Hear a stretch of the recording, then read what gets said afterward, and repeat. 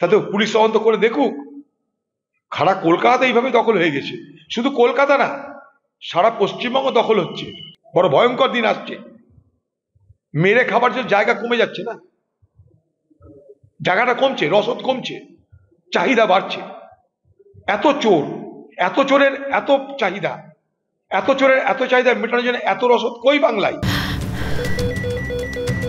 ক্যান্সারে নেই আর ভয়, NCRI হবে এর জয়। আপনাদের ভরসায় নেতাজি সুভাষচন্দ্র বোস ক্যান্সার হসপিটাল।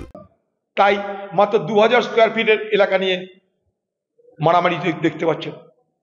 আর মিঠা মিঠা গলায় কাউন্সিলর এমন ভাবে তার কথা বলছে যেন মনে হচ্ছে স্কুলের ফার্স্ট বয়। আর তার হয়ে ময়দানে নেমেছে, তার হয়ে দাঁড়ালি করতে নেমেছে ফিরাদ ভাই আমাদের। এত জায়গায় কিছু ঘটতে কোনো মাথা ব্যথা নাই তার।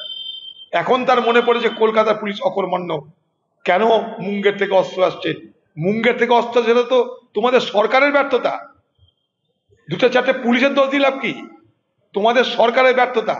মুঙ্গের থেকে যে অস্ত্র আসে সেই অস্ত্র তো 90% তোমাদের দলের লোকদের কাছে আসে রে ভাই। মস্তান গুন্ডা অস্ত্র তোমাদের দল ছাড়া বাকি দলগুলোর কাছে কি আছে আমার জানা নাই। Enough is enough. উত্তরপ্রদেশের কালচার, বিহারের কালচার,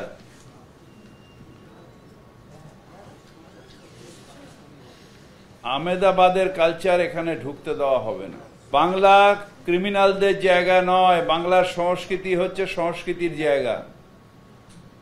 আমার কাউন্সিলর, আমাদের কাউন্সিলরকে খুন করলে, যদি খুন হতো তাহলে তার পরিবারের একটা প্রাণ যেত, মানে তার পরিবারের ক্ষতিগ্রস্ত হতো, আমার দল ক্ষতিগ্রস্ত হতো।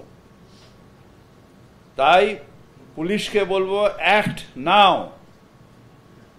অ্যাক্ট নাও। মুখ্যমন্ত্রী বলার পরে কেন আর্মস ঢুকছে, কি করে আর্মস ঢুকছে, ইন্টেলিজেন্স কোথায়,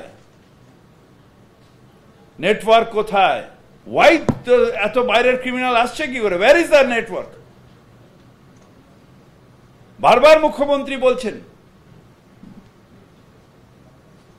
নাকি মুঙ্গের থেকে আমসা, যারা মুঙ্গের থেকে আমসা যান ধরার জায়গা করো। যদি জল জমে আমাকে তো জল জমার ব্যবস্থা করতে হবে, জল না থাকলে আমায় ব্যবস্থা করতে হবে।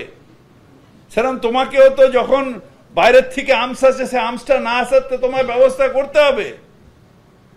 তোমাকে তো আমি গিয়ে জিজ্ঞেস করবো না যে জল জমাটা কি করে বন্ধ করলাম, তা তুমিও করো। সংস্কৃতি মাথা চাড়া দেওয়া সুশান্ত ঘোষের আটকানোর কথা নয়, ফিরহাদ হাকিমের আটকানোর কথা নয়, এটা আটকানোর কথা পুলিশের। পুলিশকে তাই বলছি পরিষ্কার করে আটকান। বন্দ্যোপাধ্যায়ের সঙ্গে থেকে আমরা যে রাজনীতি শিখেছি, সেই রাজনীতিটা আমার মনে হচ্ছে কোথাও যেন ওই জায়গাটা একটু বিঘ্নিত হচ্ছে। কারণ মানুষ আমাদের থেকে সরে যাচ্ছে, কেন সরে যাচ্ছে সেটা আমাদের কারণ অনুসন্ধান করতে হবে। আর দ্বিতীয় কথা, মমতাদির যে লক্ষ্য, যে উদ্দেশ্য, যে যতক্ষণ জনগণ আছে ততক্ষণ আমাদের দল আছে, ততক্ষণ আমরা আছি, সেটা বোধহয় কোথাও একটা ডিফার করছে ওই সমস্ত অঞ্চলে। আমার মনে হয় এটা দলের আরেকটু গুরুত্ব দিয়ে দেখা উচিত। আর